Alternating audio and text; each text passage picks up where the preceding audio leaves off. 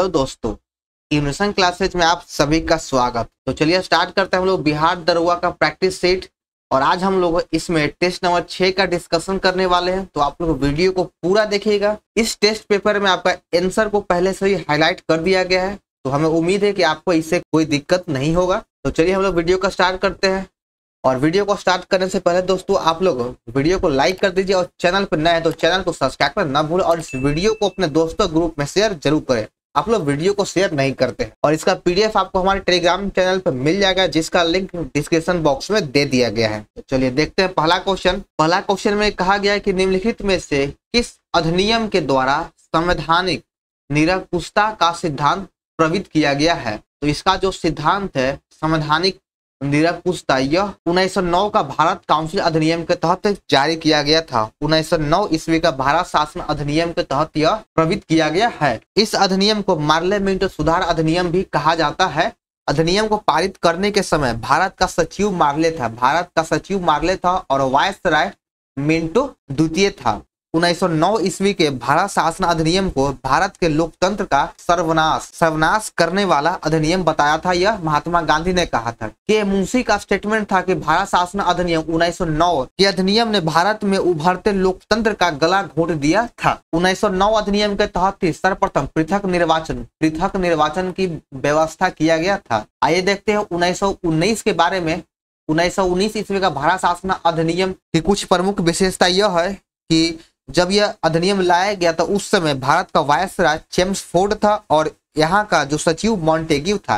तो इसे मार्ले चेम्सफोर्ड अधिनियम कहा जाता है, मॉन्टेग्यू चेम्सफोर्ड अधिनियम भी कहा जाता है। इस अधिनियम के तहत महिलाओं को सर्वप्रथम वोट देने का अधिकार दिया गया। महिलाओं को वोट देने का अधिकार इस अधिनियम के तहत दिया गया और इसी के तहत प्रांतों में द्वैध शासन व्यवस्था भी लागू किया गया। प्रांत में द्वैध शासन व्यवस्था को लागू किया गया था और प्रत्यक्ष निर्वाचन पद्धति की शुरुआत भी किया गया था। यहाँ से एक पॉइंट और बनता है कि प्रांत में द्वैध शासन के जनक लियोनस कार्टियस को कहा जाता है। चलिए आगे देखते हैं। आइन उल मुल्क मुल्तानी ने इनमें से किस शासक के अधीन सेवा नहीं किया था। तो इसने इल्तुतमिश के अधीन सेवा नहीं किया था। इल्तुतमिश गुलाम वंश का शासक था, यह कुतुबुद्दीन ऐबक का गुलाम था यह। चलिए आगे देखते हैं 3 नंबर।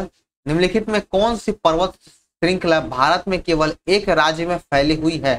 तो अजंता की जो पर्वत श्रृंखला यह सिर्फ भारत के महाराष्ट्र राज्य में है, तो 3 नंबर सही हो जाएगा।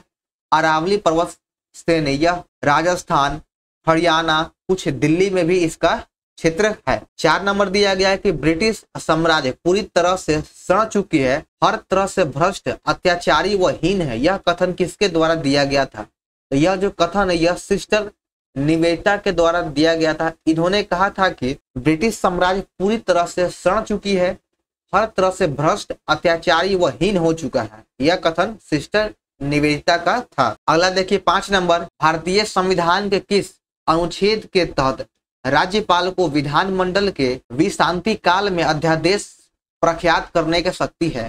तो राज्यपाल को अध्यादेश जारी करने का जो शक्ति है वह अनुच्छेद 213 के तहत दिया गया है। तो 4 नंबर सही हो जाएगा। अगर पूछे कि राष्ट्रपति को अध्यादेश जारी करने का शक्ति किस अनुच्छेद में है, तो यह 123 में है। राष्ट्रपति को अध्यादेश जारी करने का शक्ति का अधिकार अनुच्छेद 123 के तहत दिया गया और राज्यपाल को 213 के तहत दिया गया है। एन पासेंट किस खेल से संबंधित है। एन पासेंट का संबंध शतरंज से है। आगे 7 नंबर।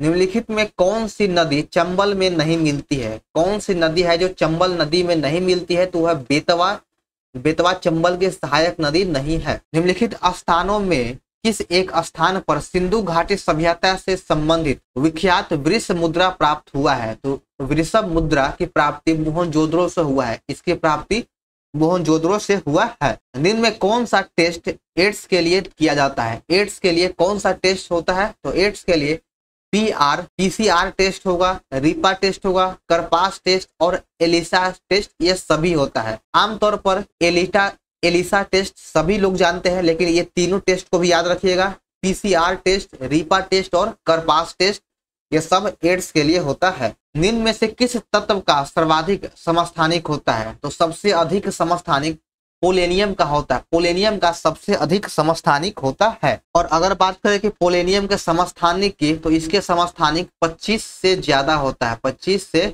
ज्यादा होता है। निम्नलिखित में कौन राज्य के नीति निर्देशक सिद्धांत नहीं है। कुटीर उद्योग का विकास यह है। आजीविका के पर्याप्त साधनों का अधिकार यह भी है। अल्पसंख्यकों की भाषा, लिपि और संस्कृति का संरक्षण यह मौलिक अधिकार है। यह राज्य का नीति निर्देशक सिद्धांत नहीं है, यह बल्कि यह मौलिक अधिकार है। राज्य पोषण और जीवन स्तर को बढ़ाने और सार्वजनिक स्वास्थ्य में सुधार करने का प्रयास यह भी राज्य का नीति निर्देशक तत्व है। भारत में हुए किसान आंदोलन में प्रथम भारतीय किसान स्कूल की स्थापना किसके द्वारा किया गया था? तो प्रथम भारतीय किसान स्कूल की स्थापना एनजी रंगा के द्वारा किया गया था।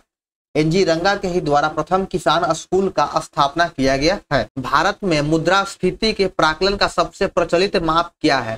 तो भारत में मुद्रास्फीति के प्राकलन का सबसे प्रचलित माप सीपीआई है। सीपीआई सबसे प्रचलित माप है।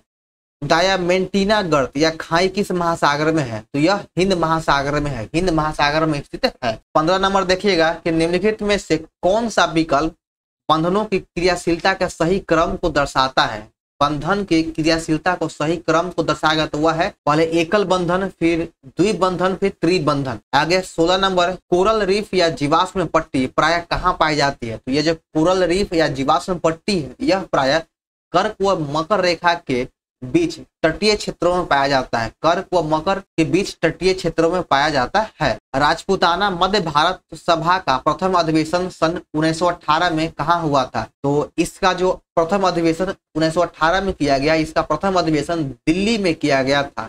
राजपूताना मध्य भारत सभा का प्रथम अधिवेशन दिल्ली में किया गया था। निम्नलिखित में कौन एक मछली है? इन चारों ऑप्शन में से समुद्री घोड़ा एक मछली है। समुद्री घोड़ा मछली है, बाकी कोई भी मछली नहीं है। संसद में लेखा के लिए वोट आवश्यक होता है, क्यों? तो संसद में लेखा के लिए वोट आवश्यक इसलिए होता है कि जब सामान्य बजट के समय सीमा के अंदर पारित होने की आशा नहीं होती है तो लेखा वोट की आवश्यकता पड़ता है। विवाह यानी मैरिज, विवाह विच्छेद और गोद लेना संविधान की 7वीं अनुसूची में निम्नलिखित में से किसके अंतर्गत आता है? विवाह, विवाह विच्छेद यानी डिवोर्स और एडॉप्शन, गोद लेना, यह सब संविधान के 7वीं अनुसूची के संवर्धित सूची के अंतर्गत आता है। संवर्धित सूची के अंतर्गत है। कृत्रिम प्रकाश किसको कहते हैं? तो कृत्रिम प्रकाश प्रकाश संश्लेषण का कारण हो सकता है। कृत्रिम प्रकाश प्रकाश संश्लेषण का कारण हो सकता है, यही सही आंसर है। 22 नंबर है कि निम्नलिखित में मिश्र धातुओं में से किसमें तांबे की मात्रा अधिकतम होता है?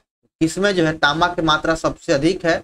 तो गन मेटल में तांबे की मात्रा सबसे अधिक होता है। गन मेटल में तांबा का जो मात्रक है वह सबसे अधिक होता है। 23 नंबर देखिए, मलाज खंड किस खनिज उत्पादन से संबंधित है? मलाज खंड का संबंध तांबा से है, तांबा से है। 24 नंबर देखिए, अनुसूचित जाति और अनुसूचित जनजाति अधिनियम 1989 में कुल कितनी धाराएं थी? अनुसूचित जाति और अनुसूचित जनजाति अधिनियम 1989 के तहत कुल 23 धारा था। 23 धारा था। निम्नलिखित घटनाओं पर विचार कीजिए और बताना है। तो इसमें विजयनगर के कृष्णदेव राय का शासनकाल हो जाएगा 1509 से लेकर 1529 ईस्वी तक। कुतुब मीनार का निर्माण कुतुबुद्दीन ऐबक के द्वारा किया गया था और इसका जो निर्माण था, कुतुब मीनार का निर्माण कुतुबुद्दीन ऐबक के द्वारा स्टार्ट किया गया था 1193 ईस्वी में। पुर्तगालियों का भारत आगमन सर्वप्रथम 1498 ईस्वी में वास्को डी गामा भारत आया था। उसके बाद 1502 में आया, फिर तीसरी बार वास्को डी गामा भारत 1524 ईस्वी में आया था। फिरोज शाह तुगलक की मृत्यु कब हुआ? तो फिरोज शाह तुगलक का मृत्यु 1388 ईस्वी में हो गया था और यह 1309 ईस्वी में फिरोज शाह तुगलक का जन्म हुआ था और 80 साल की उम्र में इसका मृत्यु होगा। इसके बाद इसका पोता गयासुद्दीन अगला शासक बना था। तो देखिए इसको क्रम वाइज सजाइए कैसे होगा। तो सबसे पहले हो जाएगा कुतुब मीनार का निर्माण कुतुबुद्दीन ऐबक के द्वारा किया गया था। 2 नंबर फिर फिरोज शाह तुगलक का मृत्यु 1388 ईस्वी में। फिर आ जाएगा पुर्तगालियों का आगमन 1498 ईस्वी में, वास्को डी गामा आया था। उसके बाद सबसे अंत में आ जाएगा विजयनगर के शासक कृष्णदेव राय का शासनकाल 9 से लेकर 29 तक। तो 1 नंबर सही है। किस अधिनियम के तहत पहली बार भारत में लोक सेवा आयोग की स्थापना किया गया था? भारत में पहली बार लोक सेवा आयोग की स्थापना ली कमीशन के सिफारिश पर भारत शासन अधिनियम 1919 के अधिनियम के तहत किया गया था। तो ऑप्शन 2 हो जाएगा और इसका जो स्थापना था वह 1926 ईस्वी में किया गया था। संभाजी के बाद मराठा शासन को निम्नलिखित में से किसने सरल और कारगर बनाया था? संभाजी के बाद मराठा शासन को सरल और कारगर बालाजी विश्वनाथ के द्वारा बनाया गया है। 28 नंबर देखिए, इसमें कहा गया है कि इस मिसाल में हम मुसलमानों को हिंदुओं से भिड़ा नहीं पाए। निम्नलिखित में कौन सी घटना में एचिसन के इस कथन का संबंध है? तो 1857 ईस्वी का विप्लव, 1857 ईस्वी की क्रांति में यह एचिसन का कथन था कि इसमें मुसलमानों को हिंदुओं से भिड़ा नहीं पाए। चंपारण सत्याग्रह का संबंध तीन कठिया प्रथा से था, बिहार के तीन कठिया प्रथा से, जिसमें किसी किसान के पास अगर 20 कट्ठा जमीन है तो उसे 3 कट्ठे जमीन पर नील की खेती करना होता था। और गांधी जी का प्रथम सफल सत्याग्रह भारत का चंपारण सत्याग्रह है। खिलाफत आंदोलन और असहयोग आंदोलन, खिलाफत आंदोलन 1919 ईस्वी में हुआ था, असहयोग आंदोलन की शुरुआत 1920 में हुआ था, अगस्त क्रांति 1942 में हुआ। इस प्रश्न में 2 वक्तव्य दिए गए, एक को कथन, दूसरे को कारण कहा गया है। आइए देखते हैं। पहला कथन एक को कि लॉर्ड लिंलिथगो ने 1942 में अगस्त आंदोलन को सिपाही विद्रोह के बाद सबसे गंभीर विद्रोह बताया था, तो यह बिल्कुल सही है। कुछ स्थानों में किसानों ने बड़ी संख्या में आंदोलन में भाग लिया, तो यह दोनों कथन सही है। अध्यक्ष सदन के किसी भी सदस्य को बोलने से रोक सकता है और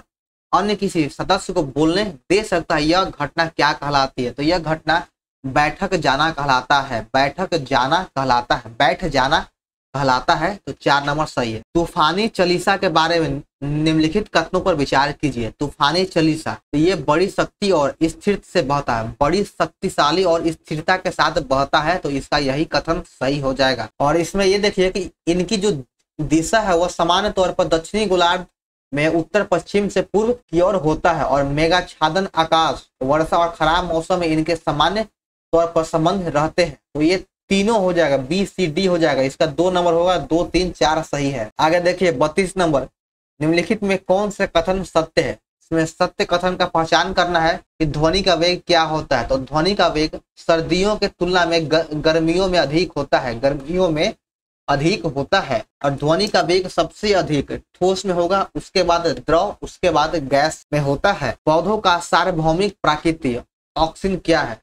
पौधों का सार्वभौमिक प्राकृतिक ऑक्सीजन क्या होता है? तो इसका जो प्राकृतिक ऑक्सीजन होगा वह IA होता है। अवतल दर्पण में जब वस्तु को अनंत पर रखा जाता है तो छवि कैसी बनेगी? अवतल दर्पण को जब वस्तु के अनंत पर रखा जाता है तो उसकी जो छवि होती है वह मुख्य फोकस पर वास्तविक, उल्टा और अत्यधिक संकुचित छवि होता है। चलिए आगे देखते हैं 35 नंबर, रिक्त स्थानों में सबसे उपयुक्त विकल्प कौन सा होगा? इथेनॉल का डैश के लिए विकृतीकरण होता है, तो इथेनॉल का पीने के लिए अनुपयुक्त बनाने के लिए इसका विकृतीकरण किया जाता है। किस प्रकार के प्रजनन में अधिक विविधता उत्पन्न होता है?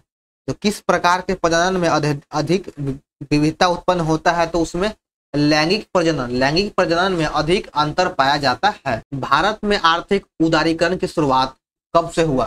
तो भारत में आर्थिक उदारीकरण की शुरुआत कर दरों में महत्वपूर्ण कटौती के साथ हुआ था। कर दरों में यानी टैक्स की दरों में महत्वपूर्ण कटौती के साथ हुआ। 38 नंबर, सूची 1 और 2 में को मिलान करना है। एक तरफ अंतःस्रावी ग्रंथि दिया गया और दूसरी तरफ हार्मोन दिया गया है, तो जनन ग्रंथि कौन सी हो जाएगा? तो जनन ग्रंथि से प्रोजेस्टेरोन का स्राव होता है, पीयूष ग्रंथि से वृद्धि हार्मोन का स्राव होगा, अग्नाशय से इंसुलिन का स्राव होता है और अधिवृक्क ग्रंथि से कार्टिसोन का स्राव होता है। इसमें जनन ग्रंथि से प्रोजेस्टेरोन का हो जाएगा, पीयूष ग्रंथि से वृद्धि हार्मोन, अग्नाशय से इंसुलिन का और अधिवृक्क से कार्टिसोल। तो इसका 3 नंबर सही है। आगे 39 नंबर, निम्नलिखित में से किसे भारत के विशाल घाटी कहा जाता है? तो भारत का विशाल घाटी गांडीकोट की विशाल घाटी को कहा जाता है, गांडीकोटा की विशाल घाटी को कहा जाता है। चेरी पिकिंग शब्द किस खेल में उपयोग किया जाता है? चेरी पिकिंग शब्द का उपयोग टेबल टेनिस में किया जाता है, टेबल टेनिस में किया जाता है। अब्राहम लिंकन ने अमेरिका में कब दास प्रथा का उन्मूलन किया था? अब्राहम लिंकन ने अमेरिका में कब दास प्रथा का उन्मूलन किया? तो दास प्रथा का उन्मूलन अब्राहम लिंकन के द्वारा 1 जनवरी 1863 ईस्वी को किया गया था, 1 जनवरी 1863 को किया गया। हड़प्पा के काल निर्धारण के संदर्भ में निम्नलिखित में कौन सी तिथि पर समानतः पुरातत्वविद सहमत हुए हैं?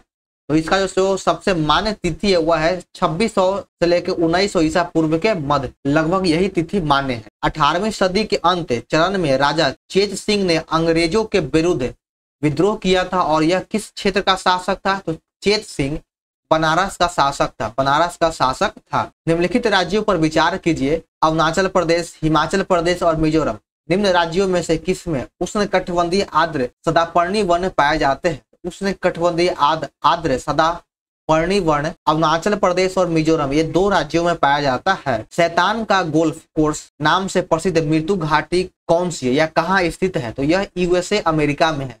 शैतान का गोल्फ कोर्स के नाम से प्रसिद्ध मृत्यु की घाटी यूएसए में है। निम्नलिखित में कौन सा युग्म सही सुमेलित नहीं, यानी कि किसका मिलान गलत है? कैनियन नदी है, ज्यून वायु और मोरेन हिमनद है और इन सेलवर्ग, ये हिमनद यह गलत है, इन सेलवर्ग का मिलान गलत है। आगे देखिए 47 नंबर, पारसी क्लब की स्थापना से किस खेल की परंपरा प्रारंभ हुआ था? तो पारसी क्लब की स्थापना से क्रिकेट खेल की स्थापना हुआ। चलिए आगे देखिए 48 नंबर, सर्वोच्च न्यायालय ने किस वाद में कहा कि 9वीं अनुसूची में शामिल कानूनों को न्यायिक समीक्षा से बाहर नहीं माना जा सकता है? तो यह IROLO वाद में कहा गया है, IROLO वाद में कहा गया है। किस संविधान संशोधन अधिनियम के द्वारा लोकसभा सदस्यों की संख्या 525 से बढ़ाकर 545 कर दिया गया था? तो यह 31वां संविधान संशोधन अधिनियम के द्वारा ही लोकसभा सीटों की संख्या 525 से बढ़ाकर 545 कर दिया गया था। बिहार में कैदियों के द्वारा नंगी हड़ताल किस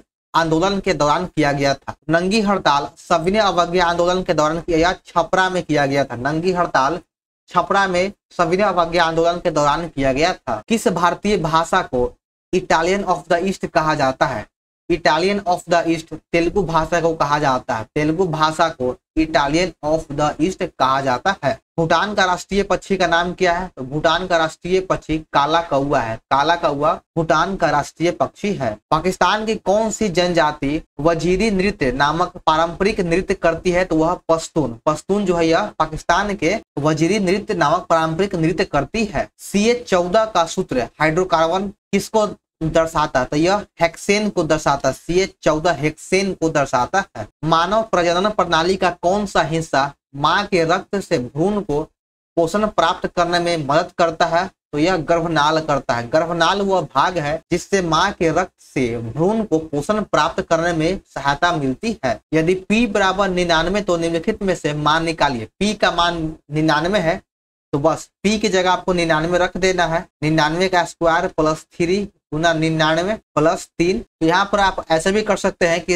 100 माइनस 1 का स्क्वायर प्लस 3 गुना 99 प्लस 3 भी कर सकते हैं और यहाँ 99 है तो इस तरह से करके भी आप इसका मान निकाल सकते हैं। तो इसका जो सही मान हो जाएगा वह 999999, 6 को 9 होगा। आगे 57 नंबर, एक घन के आयतन का उस गोले जो घन में पूर्णतः फिट हो जा सकेगा उसका आयतन से अनुपात क्या होगा? तो देखिए यह बहुत ही आसान मैथ है। घन का आयतन होता है भुजा क्यू और गोला का आयतन होता है 4/3 पाई आर क्यू। ये दोनों आयतन का फॉर्मूला है। तो यहाँ पे हम बनाते हैं कि माना कि गोला का त्रिज्या r है तो घन की प्रत्येक भुजा क्या हो जाएगा? जब गोला के त्रिज्या r है तो घन का प्रत्येक भुजा हो जाएगा 2r। तो अब दोनों का अनुपात निकाल दीजिए। तो घन का आयतन भुजा क्यू है तो भुजा हो गया 2r, तो 2r का क्यू, 2r का क्यू हो जाएगा यहाँ पे अनुपात 4/3 पाई आर क्यू। यहाँ पे हो जाएगा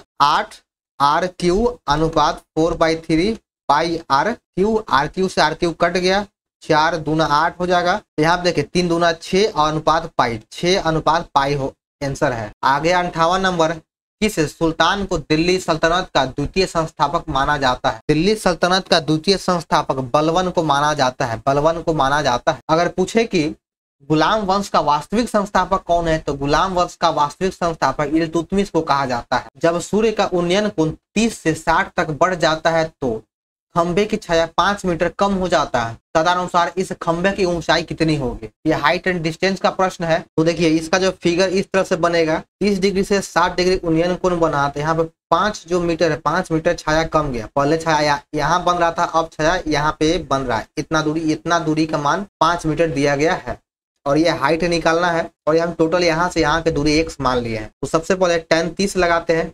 tan 30 डिग्री बराबर होगा लंब बटा आधार, तो लंब हो गया h, लंब h हो गया और आधार हो गया इसके लिए 5 और यहाँ पे हम x इसको मानते हैं x यहाँ पर हम इतना दूरी को मान लेते हैं। तो यहाँ पे आधार का मान हो गया 5 + x, इसके लिए 5 + x हो गया। तो tan 30 का मान होता है 1/√3 बराबर h बटा 5 + x। तो h का मान हो जाएगा, h बराबर हो जाएगा 5 + x बटा में √3। अब हम tan 60 से मान निकालते हैं। तो tan 60 बराबर हो जाएगा लंब बटा आधार। तो लंब हो गया h और आधार x है। तो यहाँ पर tan 60 का मान √3 होता है और h बटा x। तो यहाँ से h बराबर हो जाएगा √3x। तो अब देखिए यहाँ पर जो h है, h जो मान निकला है इसका यहाँ पर रख देंगे, वैल्यू पुट कर देंगे। तो यहाँ पर h बराबर √3x हो जाएगा और यहाँ से h का मान दिया गया पहले से 5 + x बटा √3। अब ये तिरछी गुना हो जाएगा। तो यहाँ पे 3x हो गया और यहाँ पे 5 + x। तो यहाँ से 2x बराबर हो जाएगा 5।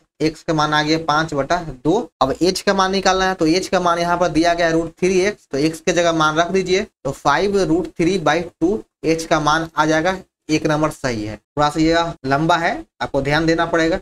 चलिए आगे देखते हैं 60 नंबर कि वह मूलधन क्या है जिसके दूसरे वर्ष का चक्रवृद्धि ब्याज 10% वार्षिक दर से 132 रुपया है। यह मूलधन निकालना है। तो आप इसको बहुत ही आसान तरीका से बना सकते हैं कि माना कि मूलधन मेरा अभी 100 है। तो 100 में पहले वर्ष का चक्रवृद्धि ब्याज कितना हो जाएगा? तो इसका 10% 10 रुपया हो जाएगा। दूसरे वर्ष फिर 110 होगा, यहाँ अगर जोड़िएगा तब फिर 110 का 10% चक्रवृद्धि ब्याज निकाले तो 11 रुपया हो जाएगा। और ये 11 का मान 132 दिया गया है। तो यहाँ से कट जाएगा। अनुपात 1 का मान 12 आ गया। बस इसको 12 को यहाँ से गुना कर दीजिए 100 से, 1200 रुपया आ जाएगा। इसका सही आंसर है 1200 रुपया। आगे है 61 नंबर कि 6 लड़के और 6 लड़कियां एक कतार में बैठे हैं तो सभी लड़कियों के एक साथ बैठने की प्रायिकता क्या हो जाएगी? ये रेंडमली बैठा हुआ है तो सभी को एक साथ बैठने की प्रायिकता क्या हो जाएगा? तो आइए हम इसको बनाते हैं। इसमें सभी लड़कियों के बैठने की प्रायिकता क्या होगी? तो देखिए सबसे पहले 6 लड़का बैठेगा, B1 B2 B3 B4 B5 B6, 6 लड़के हो गए। उसके बाद सब लड़कियां बैठेगी G1 G2 G3 G4 G5 G6। पहले तो इस तरीके से बैठेगा, ठीक है। और ये रेंडमली कहीं भी बैठ सकते हैं। एक लड़का के बाद इस सभी लड़की बैठ सकती है या फिर एक लड़की बैठ सकती है, मतलब किसी तरह से बैठ सकती है। तो यहाँ पे देखिए क्या होता है, 6 लड़का और यहाँ पे कहा गया कि लड़कियों को एक साथ बैठना है। 6 लड़कियां एक साथ बैठेगी। पहले लड़के के बाद 6 लड़की बैठ सकती है या फिर दूसरे लड़के के बाद 6 लड़कियां बैठ सकती है। यानी ये लड़का चेंज होगा लेकिन लड़कियां 6 एक साथ बैठेगी। तो यहाँ पर 6 लड़का और यहाँ पे लड़कियों का एक ग्रुप। तो ये हो गया फैक्टोरियल 7। और ये जो 6 लड़कियां अपने आप में यह सीट चेंज कर सकते हैं। तो यहाँ पर भी ये फैक्टोरियल 6 हो गया और टोटल हो गया फैक्टोरियल 12। तो बस बनेगा ये ऐसे कि फैक्टोरियल 7 गुना फैक्टोरियल 6 को तोड़ते हैं, 6 गुना 5 गुना 4 गुना 3 गुना 2 गुना 1। अब यहाँ 12 को तोड़ते हैं तो 12 गुना 11 गुना 10 गुना 5, सॉरी 10 के बाद 9 होगा। यहाँ पर 9 गुना 8 और यहाँ फैक्टोरियल हम 7 लिख देते हैं क्योंकि फैक्टोरियल 7 से 7 कट गया। यहाँ से काटिए 6 दूना 12, 4 दूना 8 कट गया, 3 तियारी 9 कट गया, 5 दूना 10 कट गया। तो अब बच गया 1/11 गुने 4 गुने 3, 11 चौके 44 दिया। तो 4 12 गुना में 1 और 4 12 1 13, 132 आ गया। यानी यहाँ पर 132 होगा, 134 नहीं 132 होगा। तो 2 नंबर सही है। आगे 62 नंबर के 60 छात्रों की कक्षा में जहाँ लड़कियां लड़कों से दोगुनी है, कमल का पद ऊपर से 17वां है। यदि पदों में कमल से आगे 9 लड़कियां हैं तो लड़के पीछे कितने हैं? तो 60 छात्रों की कक्षा में लड़कियां लड़कों से दोगुनी है। तो पहले हम लोग रेशियो निकाल लेते हैं, y अनुपात गर। ये जो लड़कियां हैं वो लड़कों से दोगुनी है, लड़कों से दोगुनी है। तो अनुपात 3 बराबर हो गया 60, अनुपात 1 का मान हो गया 20। तो 20 लड़के हैं और लड़कियों की संख्या 40 है, ठीक है। तो यहाँ पे देखिए कमल का पद ऊपर से 17वां है, कमल का पद ऊपर से 17वां है। और यदि पदों में कमल से आगे 9 लड़कियां हैं, कमल से आगे 9 गो लड़की भी है, तो लड़के कितने हो गए? तो लड़का हो गया 8 गो, 8 गो लड़का ऊपर हो गया तो नीचे बच गया लड़का 12 गो। 1 नंबर सही हो जाएगा। आगे देखिए 63 नंबर, कितने पाकिस्तान पुस्तक लिखा है? कितने पाकिस्तान पुस्तक लेखक कमलेश्वर है, कमलेश्वर है। एक्स डब्ल्यू का बेटा है। यहाँ पे देखिए बनाते हैं, एक्स जो है यह डब्ल्यू का बेटा है और डब्ल्यू भी का भाई है। डब्ल्यू जो है यह भी का भाई है, भी यू की बहन है, भी यू की बहन है, यू की बहन है। यह बहन माइनस देते हैं और लड़के को प्लस। तो बताएं कि यू एक से कैसे संबंधित है। यू जो है एक से क्या लगेगा, तो यहाँ पे यू को कंफर्म नहीं है कि ये लड़का है कि लड़की है, ये से कंफर्म नहीं होता है, इसलिए इसका निर्धारण नहीं किया जा सकता है। वॉलीबॉल के खेल में खिलाड़ियां किसके बाद अपना स्थान बदल सकता है, तो यह सर्विस के दौरान अपना स्थान बदल सकता है। 4:56 अपराह्न से 5:32 अपराह्न के बीच 1 घंटा का कितना अंश व्यतीत करता है, तो यह 36 मिनट व्यतीत करता है। और 60 घंटे में तो 12×36 12×5 3/5 हो जाएगा आंसर। आगे है कि यदि आगामी कल के 3 दिन बाद 15 जून पड़ता है, तो जो कि शुक्रवार है, तो महीने का अंतिम तारीख कौन सा दिन होगा।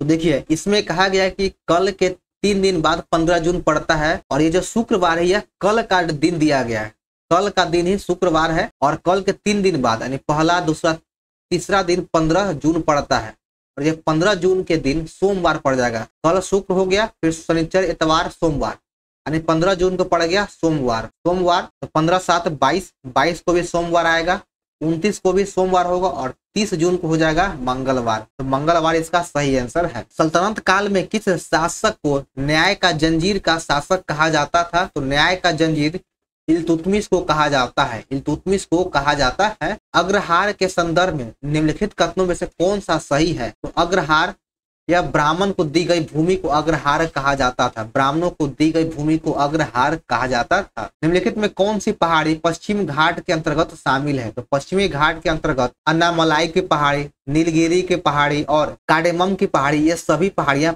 पश्चिमी घाट के अंतर्गत आता है। 1 नंबर सही हो जाएगा। निम्न में से किस मिट्टी को सर्वग्राही मिट्टी के रूप में भी जाना जाता है, तो सर्वग्राही मिट्टी के रूप में लाल मिट्टी को कहा जाता है, लाल मिट्टी को सर्वग्राही मिट्टी कहा जाता है। फरवरी 1928 में आयोजित सर्वदलीय सम्मेलन के अध्यक्ष निम्नलिखित में से कौन था, तो सर्वदलीय सम्मेलन का अध्यक्ष मोतीलाल नेहरू जी थे, मोतीलाल नेहरू सर्वदलीय सम्मेलन के अध्यक्ष थे। संविधान पांडुलेखन समिति का निम्नलिखित में कौन सदस्य नहीं था, संविधान पांडुलेखन समिति के मेंबर पंडित जवाहरलाल नेहरू नहीं थे। 2 नंबर सही है, पंडित जवाहरलाल नेहरू इसके नहीं थे। इनमें से कौन सा एक असंतृप्त हाइड्रोकार्बन है, तो असंतृप्त हाइड्रोकार्बन इथाइन हो जाएगा, इथाइन एक असंतृप्त हाइड्रोकार्बन है। 75 नंबर देखिए कि रक्त का कौन सा घटक भोजन, कार्बन डाइऑक्साइड और नाइट्रोजन युक्त कचरे का परिवहन करता है, तो यह हो जाएगा प्लाज्मा, इसका सही उत्तर है। निम्नलिखित में कौन सी द्विबीजपत्री पौधे की विशेषता नहीं है, तो द्विबीजपत्री पौधे की विशेषता इन पौधों के तंतुमय जड़ें होती है, पौधों के तंतुमय जड़ें होती है, यही इसकी विशेषता नहीं है। प्रोटेस्ट ग्रोथ किसके नीचे मौजूद होता है, प्रोटेस्ट ग्रोथ मूत्राशय के नीचे मौजूद होता है। निम्नलिखित में कौन से वैज्ञानिक ने 2 आवेशित कणों के बीच आकर्षण प्रतिकर्षण के बल को नियंत्रण करने वाला नियम दिया था, तो यह नियम चार्ल्स कूलम के द्वारा दिया गया है, चार्ल्स कूलम के द्वारा दिया गया है। गोलाकार दर्पण की प्रतिबिंब सतह के केंद्र को क्या कहा जाता है, तो गोलाकार दर्पण के प्रतिबिंब सतह के केंद्र को पोल ध्रुव कहा जाता है, पोल ध्रुव कहा जाता है। आगे देखिए 80 नंबर, संक्रमण तत्व क्या होता है, संक्रमण तत्व उसे कहते हैं या उस तत्व को कहा जाता है जिनके दो सबसे बाहरी सेल अधूरा होता है, जिनके 2 सबसे बाहरी सेल अधूरा होता है, उसे संक्रमण तत्व कहा जाता है। तो वर्ष 2023 में आयोजित होने वाले G20 शिखर सम्मेलन के लिए मुख्य समन्वय नियुक्त किया गया है, तो मुख्य समन्वय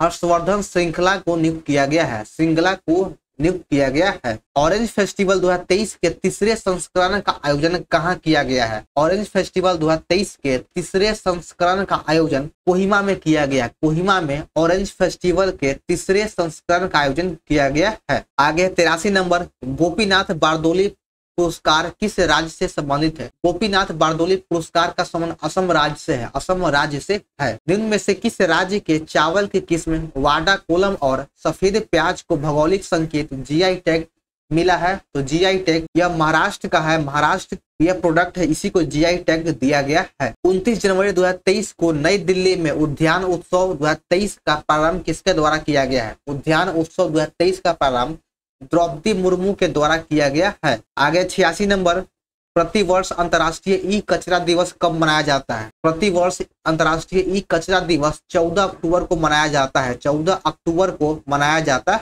है। आगे 87 नंबर, शंघाई सहयोग संगठन स्टार्टअप फोरम 2023 का आयोजन कहाँ किया गया था, इसका आयोजन नई दिल्ली में किया गया है। नई दिल्ली में इसका आयोजन किया गया है। 88 नंबर है कि हमारा सुधर लायक अभियान का शुभारंभ किसके कहाँ किया गया है? तो इसका आयोजन या शुभारंभ छत्तीसगढ़ में किया गया है। छत्तीसगढ़ में किया गया है। 9वां मालाबार नदी महोत्सव का प्रारंभ कहाँ से हुआ था? तो 9वां मालाबार नदी महोत्सव का प्रारंभ केरल से किया गया है। केरल से किया गया है। भारत के पहले डाकघर का खिताब किसे मिला है? तो भारत के पहले डाकघर का खिताब कुपवाड़ा को दिया गया है। कुपवाड़ा को दिया गया है। तो वर्ष 2022 में इंडियन प्रीमियर लीग में सर्वाधिक विकेट लेने वाले गेंदबाज निम्न में से कौन है? तो आईपीएल 2022 के सबसे अधिक विकेट लेने वाले गेंदबाज हो जाएगा ड्वेन ब्रावो। मुख्यमंत्री मुफ्त नाश्ता योजना का शुभारंभ किस राज्य के द्वारा किया गया है? तो मुख्यमंत्री मुफ्त नाश्ता योजना की शुरुआत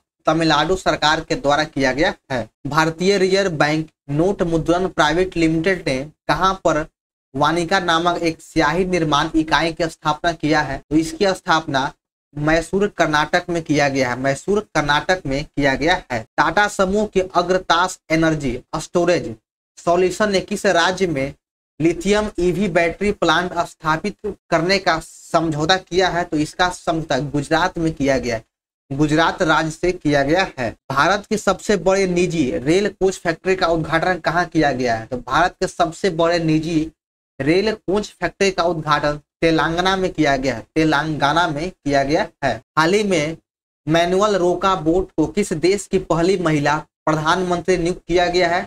मैनुअल रोका बोट को इक्वेटोरियल गिनी का पहली महिला प्रधानमंत्री नियुक्त किया गया है। 97 नंबर देखिएगा कि न्यूयॉर्क कोर्ट में पहले भारतीय अमेरिकी न्यायाधीश कौन बने? तो पहले अमेरिकी न्यायाधीश अरुण सुब्रमण्यम को बनाया गया है। 2 नंबर सही हो जाएगा, अरुण सुब्रमण्यम। आगे देखिएगा 98 नंबर, भारतीय राफेल लड़ाकू किस देश में आयोजित बहुराष्ट्रीय सैन्य अभ्यास ओरियन 2023 में भाग लेगा? तो यह फ्रांस में भाग लेगा। फ्रांस में भाग लेगा। तो 4 नंबर सही है। आगे है 99 नंबर, हाल ही में ताइवान ने भारत में किस शहर में तीसरा ताइपे आर्थिक सांस्कृतिक केंद्र खोलने की घोषणा किया है? तो यह मुंबई में खोलने का घोषणा किया गया है। अगला इस सेट का अंतिम प्रश्न कि हाल ही में किस राज्य सरकार के द्वारा न्यूनतम आय की गारंटी के लिए विधेयक पेश किया गया है? तो न्यूनतम आय की गारंटी का विधेयक राजस्थान में पेश किया गया है। न्यूनतम आय गारंटी विधेयक राजस्थान में पेश किया गया